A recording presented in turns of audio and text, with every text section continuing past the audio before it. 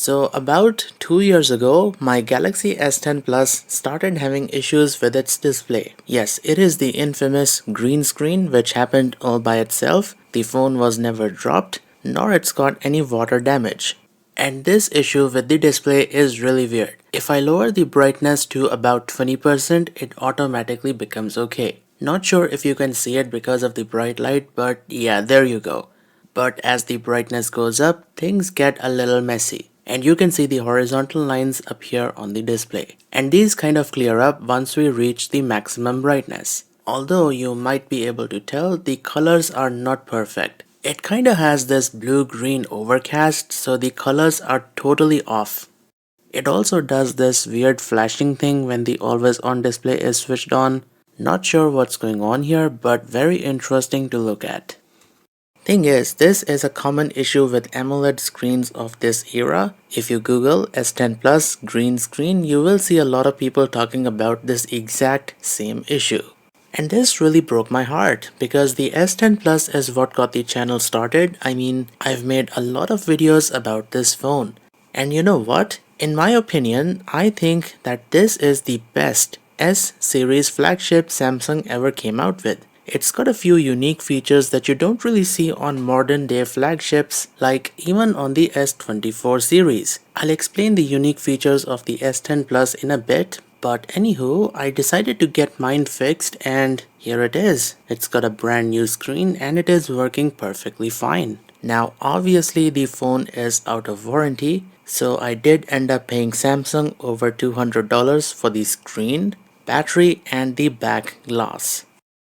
Now, the screen alone is the most expensive part. It was about $160 and I think one of the reasons why the screen costs so much is because it comes with the frame and a few components like the buttons, the ultrasonic fingerprint scanner which is underneath the screen, vibration motor which is here, and the copper heatsink, and also the earpiece speaker. So yeah, that kinda adds up to the cost. I also got the battery replaced since the original one is over 5 years old and has lost its capacity. And I think it was a great decision because the battery life has gone up substantially.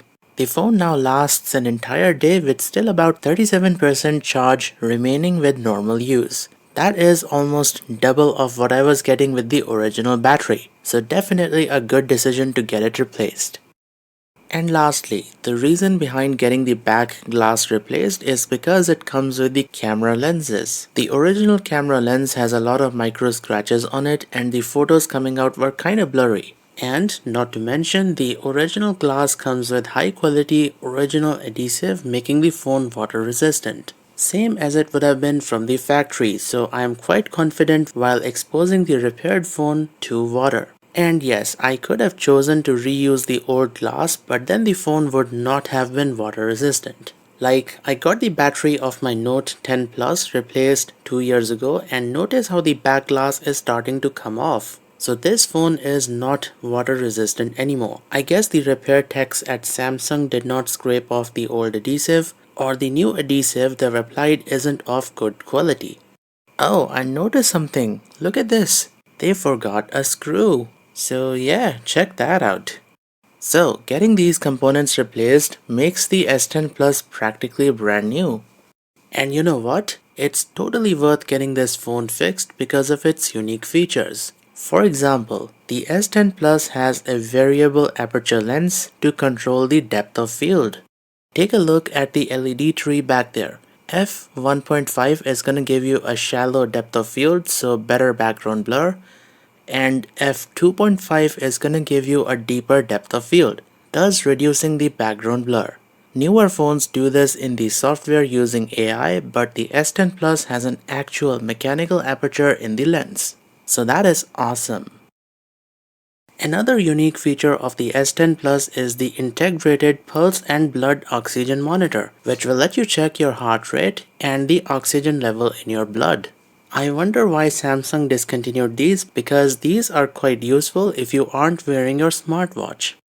There's also a headphone jack along with expandable storage.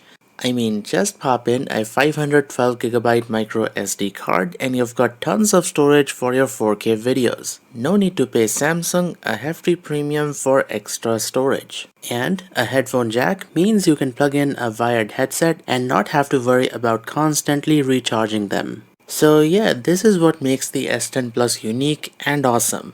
And this is why I decided to get mine fixed. And you know what? The funny thing is, my Note 10 Plus is also having this exact same issue. However, I decided not to get it fixed because the display assembly for the Note 10 Plus is a lot more expensive than the S10 Plus. I guess that might be because of the bigger display, and it's also got the digitizer for the S Pen. So the screen of the Note 10 Plus costs as much as I spent on the S10 Plus, which also includes the battery and the back glass. So it's gonna stay in this condition for a while. Maybe in the future, if I feel like getting it fixed, I might. Anywho, apart from the unique features that I've talked about, the phone itself is awesome. I absolutely love the design of the S10 Plus, and I also feel that this camera placement is perfect. And speaking of the camera, the quality itself is actually pretty good. Photos are nice and crisp, and the phone is also able to record videos in 4K at 60 FPS. The video quality is actually quite phenomenal. Unfortunately, it doesn't have video stabilization at 4K 60, but the quality itself is pretty decent. Oh, and it's also got the 960 FPS super slow motion mode, which was taken away from the S24 series. It's also got dual front-facing cameras. The primary one is 10 megapixel and the secondary is 8. But the secondary camera is used only as a depth sensor. I felt it's quite interesting to see a dual front-facing camera setup, and obviously it increases the size of the camera cutout. Oh, and how can I forget that gorgeous WQHD AMOLED display? It's not a 120Hz display, but it still gets the job done. And finger crossed, I hope it won't break for the second time. Now, the Galaxy S10 Plus is running Android 12 with One UI 4.1 on top, which is about 2 years old at this point. So the last major update for the S10 Plus was in April of 2022.